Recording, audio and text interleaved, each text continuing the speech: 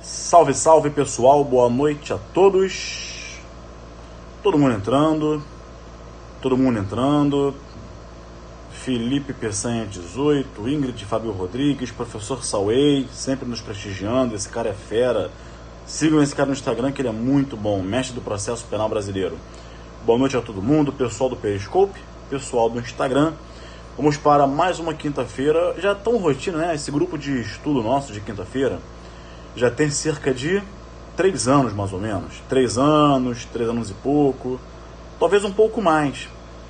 E aí eu não preciso nem avisar, né? Quinta-feira, 10 horas, todo mundo aqui. Quando eu não puder, aí eu aviso. Gente, hoje eu não posso. Mas se eu não disser nada, pessoal do Piauí, um abraço. É porque vai ter. Galera do Piauí, pessoal bacana, estudioso. Tem um amigo meu que ele é procurador da República e estava no Piauí, em Teresina. Falou, o pessoal é alto nível, os alunos, estudantes, assessores. Muito bacana. Luiz Fernando, Alisson, Davi 16 Andrade, Natal. Vamos lá. Enquanto o pessoal não entra, Faxinal dos Guedes, Santa Catarina. Tá aí, um lugar que eu não conheço, Santa Catarina, eu não conheço, eu gostaria até de conhecer, né? Vamos lá. Cocal da Telha Piauí.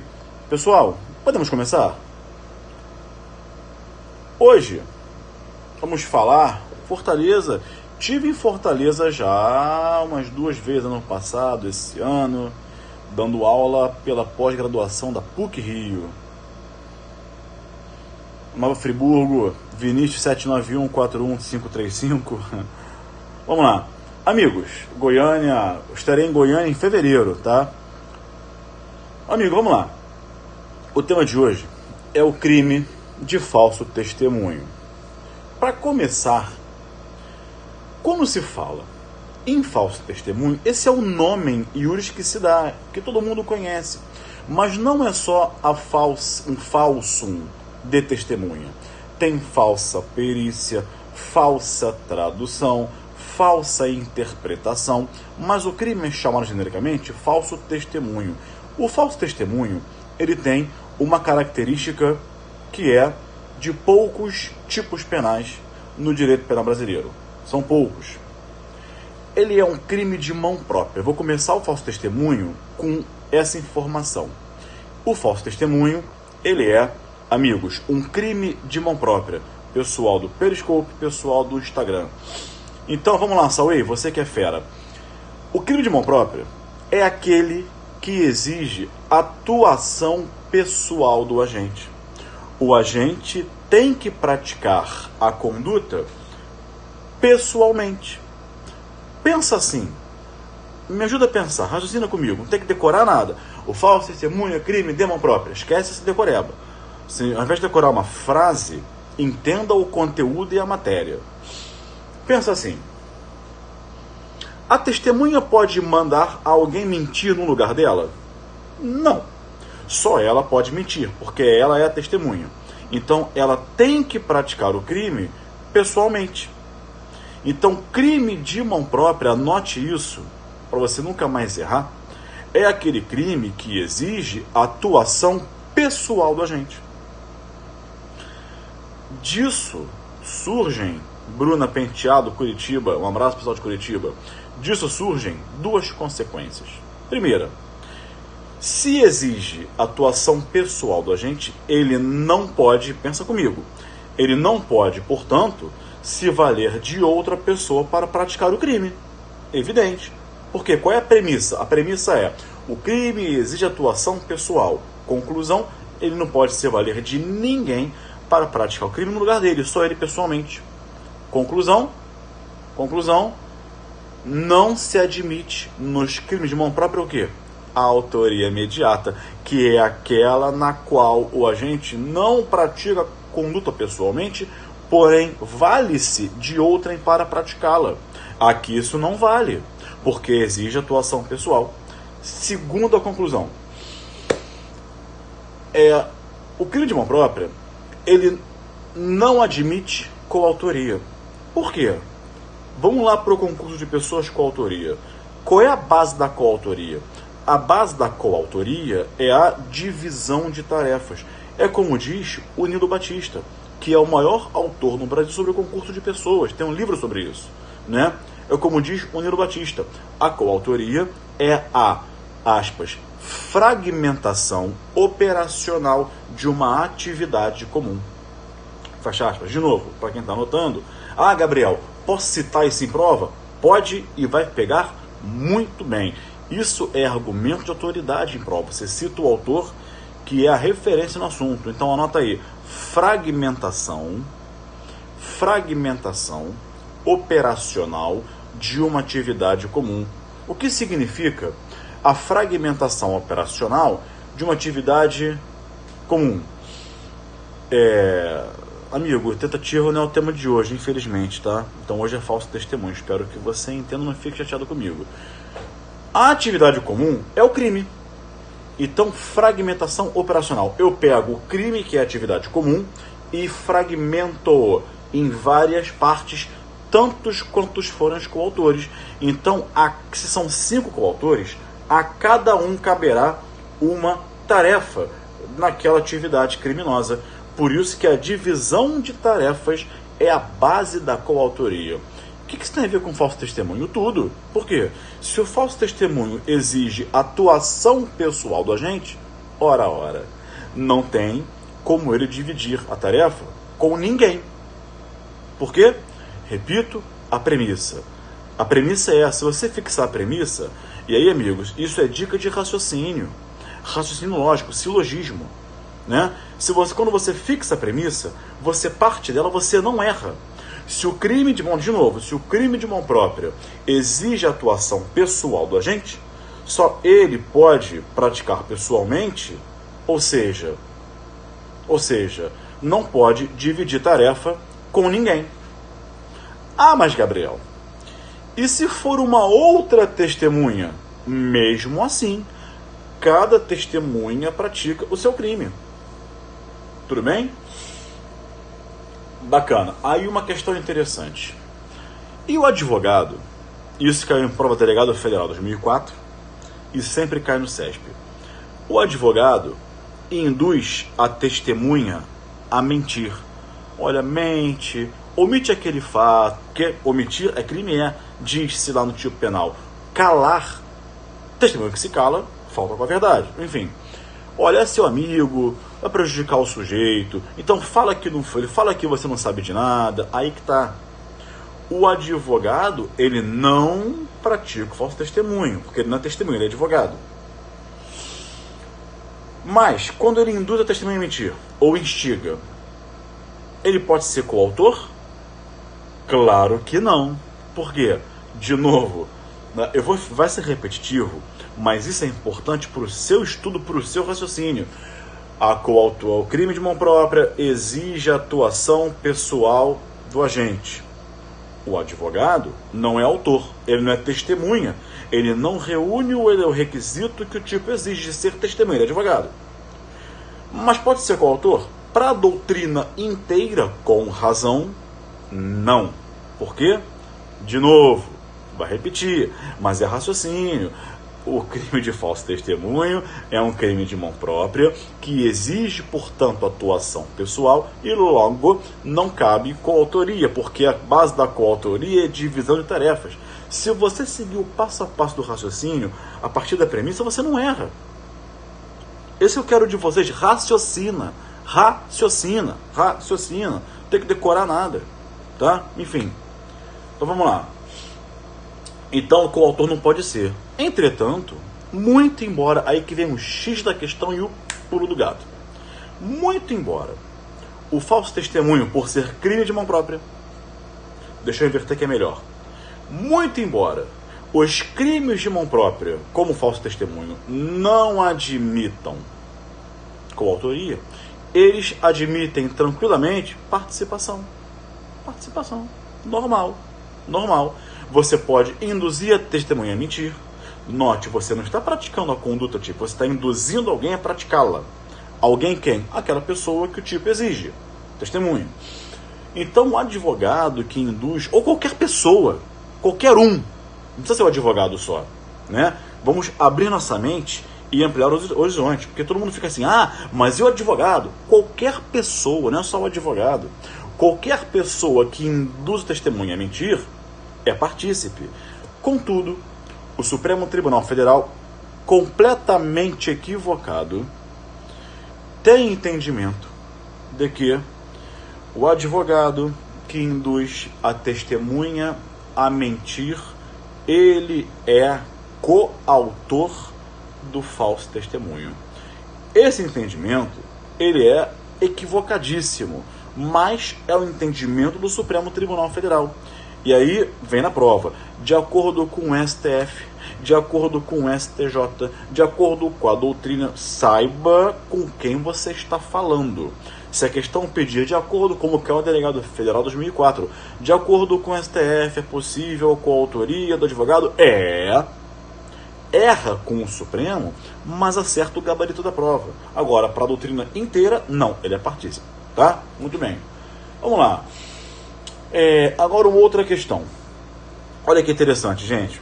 Para quem perguntou, o autor de referência ao concurso de pessoas é o Nilo Batista. Nilo, lembra? Rio Nilo? Nilo Batista, tá? Enfim.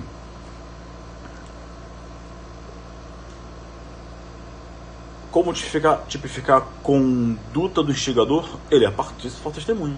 Simples assim, partícipe. Agora vamos lá. A testemunha é obrigada a falar a verdade? Claro que é. A testemunha tem o dever legal de falar a verdade, tá? Ela não passa a ser réu, né? O réu pode mentir sobre os fatos, pode se calar, testemunha não. Ela é obrigada. E aí vem aquela lição, vou salvar, pode deixar que eu vou salvar, tá, Fábio? Vai ficar salvo aqui no Instagram 24 horas. E aí vem aquela lição lá do Tourinho Filho, autor fantástico, que fala, testemunha é aquela pessoa que presenciou o fato criminoso com algum de seus sentidos. Ué, Gabriel, não é só aquela que viu a tal da testemunha ocular? Não é só aquela que viu. Isso é Tourinho Filho. Testemunha é aquela pessoa que presenciou o fato com algum sentido. Visão, audição. A testemunha ouviu tiros de madrugada no prédio. A testemunha ouviu a vítima gritando. Audição, né? O que mais? Paladar, envenenamento. A testemunha estava lá no jantar e sentiu um gosto na comida, aquele gosto amargo de enxofre, sabe? Aí, o que o juiz interpreta? Bom, esse gosto amargo pode ser da substância venenosa. Então, quer dizer, testemunho não é só quem viu, é quem ouviu, é quem viu, é quem sentiu, tá? Pelo tato também, tudo bem? Então, amigos, tudo isso é testemunha. Olfato, sentir o cheiro de queimado, não é? Sentir o cheiro de pólvora, entendeu? Tá? Ou seja, olha o professor Sauê aí falando, muito bem, claro, Sauê é fera do processo penal. Mas a testemunha, ela é obrigada a falar a verdade. Não tem a menor dúvida disso. Aí eu te pergunto, a testemunha que se cala pratica esse crime? Mas é claro, porque se ela se cala, ela falta com a verdade. Não tem aquela história de namorada adolescente. Olha, eu não menti, eu só omiti. Isso é coisa de namorada de 13 anos de idade. Todo mundo aqui já falou isso com o namorado quando era mais novo, né? Eu não menti, eu só omiti. Esquece essa besteira. Isso é briguinha de namorado de 13, 14, 15, 16 anos. A testemunha, se ela se calar, ela pratica o crime sim. Tá? Muito bem. Agora, existe uma pessoa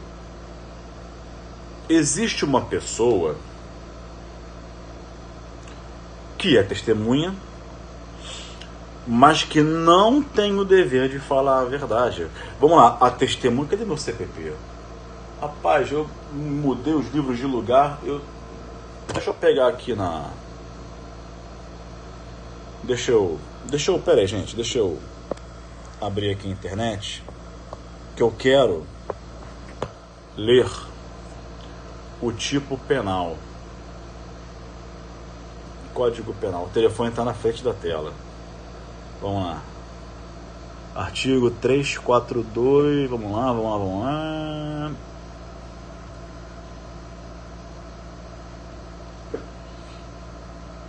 Sauei, eu acho que nós fomos a última geração que leu o Tourinho Filho, né, cara? O pessoal de hoje nem, sem nenhuma discriminação, claro. Não é uma crítica, é uma constatação. Pessoal, os alunos hoje nem sabem quem é Tourinho Filho, né? Eu acho que a gente que foi a última geração que leu o Tourinho Filho. Fantástico o livro, ele é o mago do processo penal. Olha lá. 342. Fazer afirmação falsa, ou negar, ou calar a verdade, como testemunha, perito, contador, tradutor, intérprete, etc. Vamos lá. Então vejam que interessante, gente. Há uma pessoa que ela não tem o dever de falar a verdade. É a testemunha descompromissada. Não, Tourinho não é minoritário. Talvez você nunca tenha lido Tourinho. Não é minoritário, tá? Enfim, tá? Então, assim, calma, devagar, né? Bem assim que a banda toca. O Tourinho toda a minha geração estudou pelo Tourinho. Então ele formou todo mundo, ainda que pelos livros, tá? Vamos lá. Existe uma pessoa que é chamada de informante, que é a testemunha descompromissada. Entendeu? Ou seja, ela tá no CPP, ela gente, para de manifestar, prefiro o autor tal, que a gente tá aqui numa live. Vamos focar na live, vamos focar no tema de hoje, para não abrir muito os comentários. Então daqui a pouco aí um concorda, outro discorda, aí começa aí, a coisa desanda, tá? Deixa eu até travar os comentários aqui, porque um grande problema de hoje é perda de foco no que está fazendo. Então vamos manter um foco para não dispersar. A testemunha descompromissada, ela não tem o dever de falar a verdade. Olha a testemunha. Eu te pergunto, a testemunha descompromissada pratica esse crime? Também chamada informante, ela pode responder pelo crime de falso testemunho? Isso é uma questão que até hoje a doutrina não pacificou. Doutrina penal e processual penal, tá? Em doutrina, amigos, duas correntes disputam esse tema. Primeira posição da doutrina, não. A testemunha descompromissada, o mero informante, não pratica esse crime. E por que não pratica? Porque o crime é faltar com a verdade. Só pode praticá-lo quem tiver o dever de falar a verdade. E se a testemunha descompromissada não tem, por isso mesmo, o dever de falar a verdade, ela não falta com compromisso, não pratica esse crime, logo ela não responde por esse crime. Conclusão: só pode praticar esse crime a testemunha compromissada. É a posição do Fragoso. Para quem quer anotar, anote aí. Agora vem um catatal de autor. Era a posição do Fragoso, é a posição do Souza Nucci, tá bem? É a posição de um autor da geração anterior ao Tourinho, Spínola Filho. Lembra, Sauei? Spínola Filho.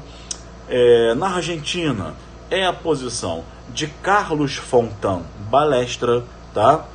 Então, vários autores. Só que essa posição no Brasil é minoritária.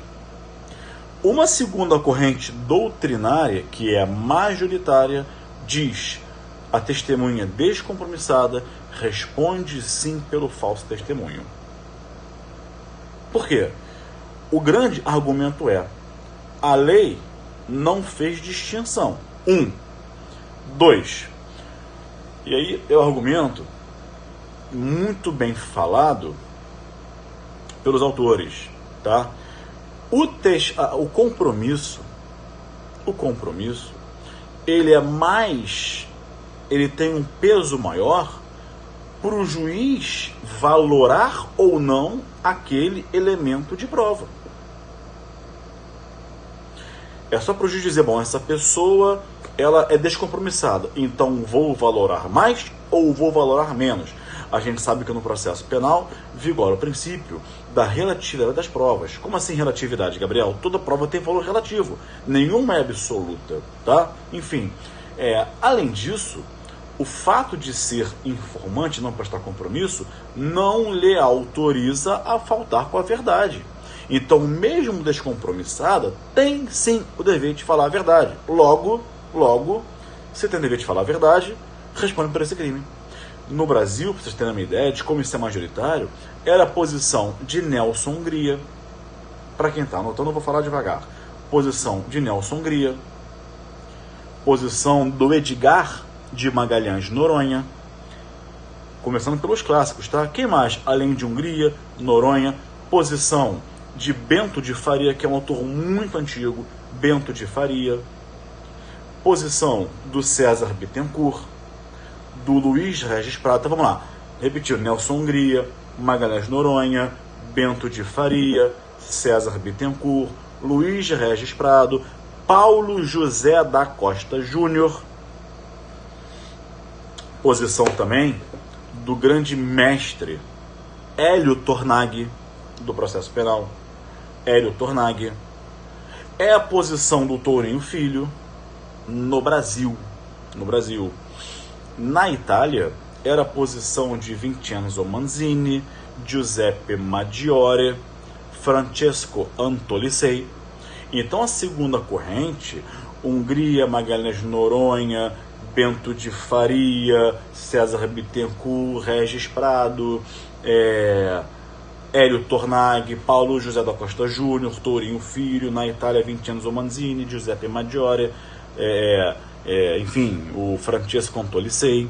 Então vejam que no Brasil essa posição ela tem mais autores que a defendem, ela é majoritária. E além disso, na Itália tem grandes autores que são muito influentes no Brasil que a sustentam. Então vejam vocês que essa posição, a segunda corrente, é majoritária.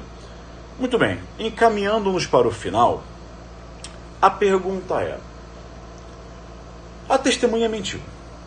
Para que haja o crime, é necessário que aquele falso testemunho influencie o julgamento? É necessário que o juiz, exercendo seu livre convencimento motivado, leve em consideração aquele testemunho na sentença, seja para absolver, seja para condenar o réu? Sim ou não? Não.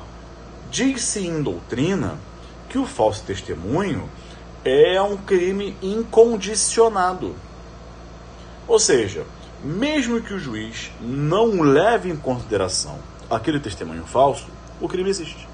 Tá bem? O crime existe. Tá? Muito bem. Agora vamos lá. Uma outra questão que eu queria falar com vocês para encerrarmos essa live. O falso testemunho admite a retratação. Artigo 342, acompanha quem está com o código aberto, 342, parágrafo 2º.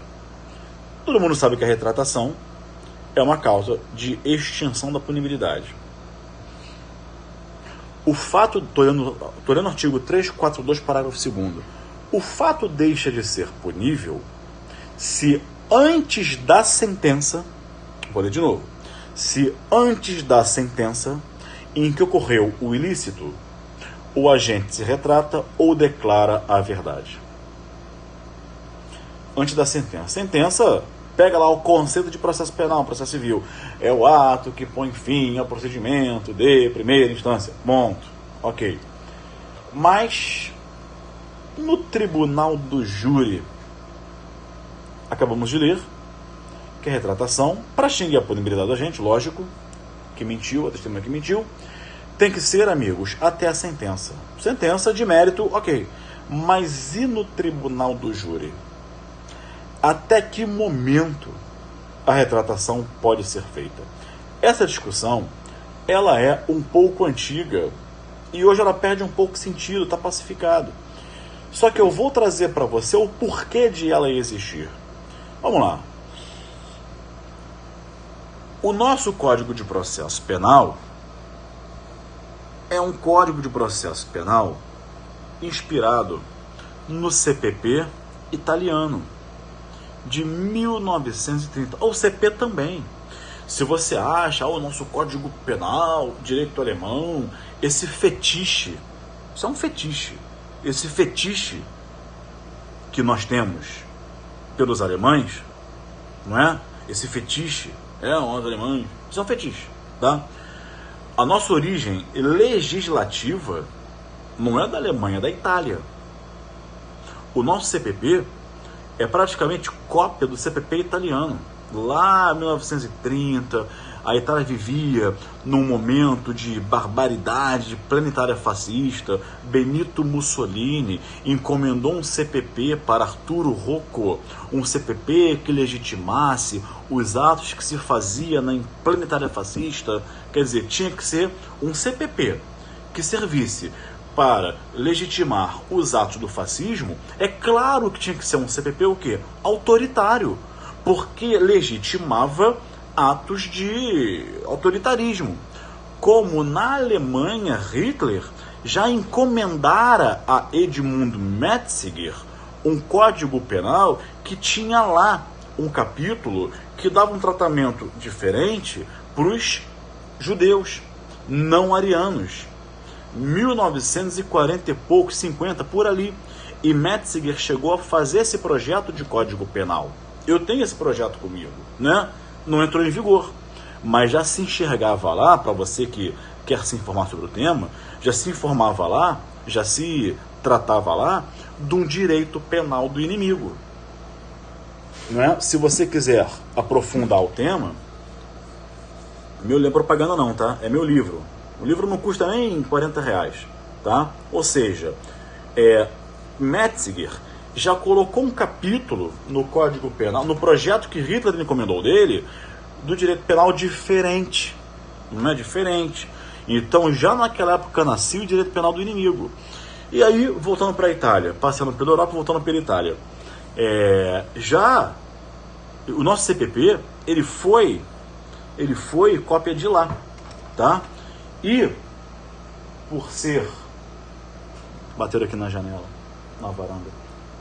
Minha esposa. E por ser, dizia eu, tá.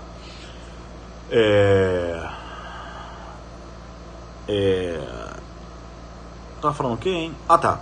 Por ser cópia do CPP italiano, cai em prova com Conceição? Claro que cai muito. Quer ver? Por ser cópia, uma cópia de um CPP mal feito, o nosso CPP sempre chamou a pronúncia de sentença. Se você pegar antes da reforma de 2008 do CPP, antes daquela reforma, dizia a sentença de pronúncia, quando na verdade a pronúncia nunca foi sentença, sempre foi uma decisão. Vocês são Montalverne, você que está nos assistindo, sempre foi decisão o quê? Interlocutória. Mas, entenda a questão, mas como o Código de Processo Penal, antes de 2008, chamava de sentença de pronúncia, sentença, alguns diziam, no falso testemunho, como o Código Penal diz que a retratação pode ser até a sentença, é só até a primeira sentença, que é a sentença de pronúncia, que nunca foi sentença, mas como o CPP chamava de sentença, é só até a primeira sentença, que é a pronúncia. Por isso que os autores dizem, no tribunal do júri, a retratação da testemunha que mentiu é só até a pronúncia, que é a sentença. Caiu o Sauê, prova oral. Aí, Sauê acabou de dizer, isso caiu na prova oral do MP do Rio de Janeiro semana passada. Que bom. Então, estamos no caminho certo. Só que a pronúncia nunca foi sentença, né, Sauê? Nunca foi sentença. Sempre foi decisão interlocutória mista, não terminativa. Por isso que a doutrina majoritária sempre falou o seguinte, majoritária, peraí. Calma. A gente sabe que o CPP chama pronúncia de sentença, mas está errado, nunca foi sentença. Então, o momento final, o momento limite para a testemunha que mentiu retratar-se é a sentença de mérito no plenário do júri. Essa questão pode vir tanto em penal quanto em processo penal. Tá? Aliás, estou pensando em ano que vem dar aula de processo penal também. Tá? É um pensamento bem inicial. Eu acho que eu não teria capacidade para tal, como tem o Sauei, por exemplo, que é um gênio. Mas confesso que ronda a minha cabeça, não é, a ideia de começar a lecionar também processo penal, né? Ano que vem. Mas essa é uma ideia muito inicial, eu acho que, enfim. Mas vamos lá. Amigos, então, com isso, eu encerro a nossa live de hoje. Desculpa se eu me estendi no histórico do CPP, mas assim, confesso que eu não resisto a um raciocínio, a um dado histórico, mas não é para contar a história que no início tudo eram trevas, das trevas fez-se a luz, não, o histórico, para você ter a interpretação até chegar no que é hoje, tá? Tudo bem? Obrigado pela companhia de vocês, mais uma quinta-feira, usamos o nosso espaço semanal, gratuito e profundo. Para quem está perguntando por e-mail, Instagram, ano que vem, ai, Gabriel, ano que vem, mas manda aí ano que vem, mas fala mais, ano que vem, tá? Ano que vem, eu vou começar a minha mentoria de questões discursivas. É uma coisa que não existe no mercado de provas. Não adianta só responder a questão, porque se fosse só responder, todo mundo que fez essa questão passava no concurso. E, no entanto, não é assim, né? Não é só responder, tem que saber o que responder, como fazer, e eu vou responder as questões de prova com vocês na mentoria. Mas não é assim, vou criar um caso concreto.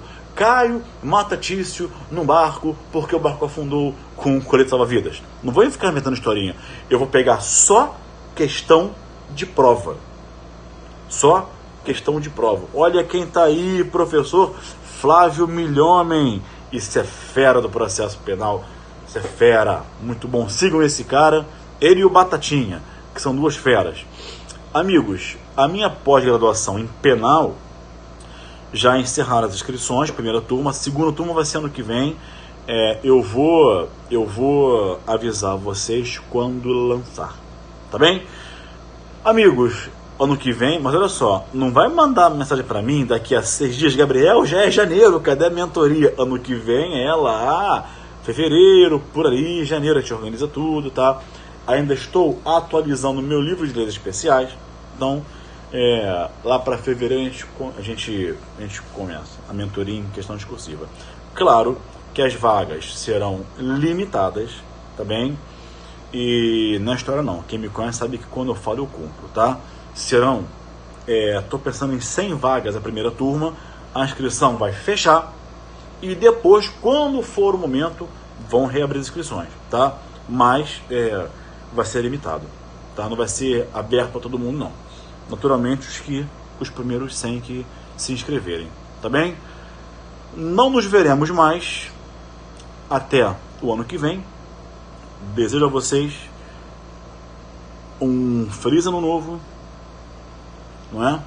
Um 2009 com, em primeiro lugar, saúde, e que você cuide um pouco mais de você.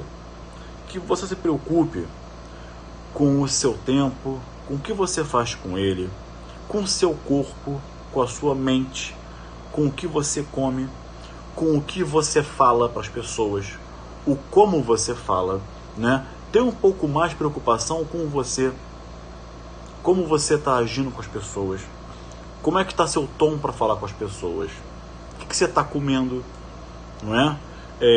Se você está se exercitando, é aquilo que o Sauei fala. Para aguentar um ritmo de estudo e prova, tem que ter mente sã, corpo são, tá? Então, se dedique um pouco ao seu corpo, tá bem?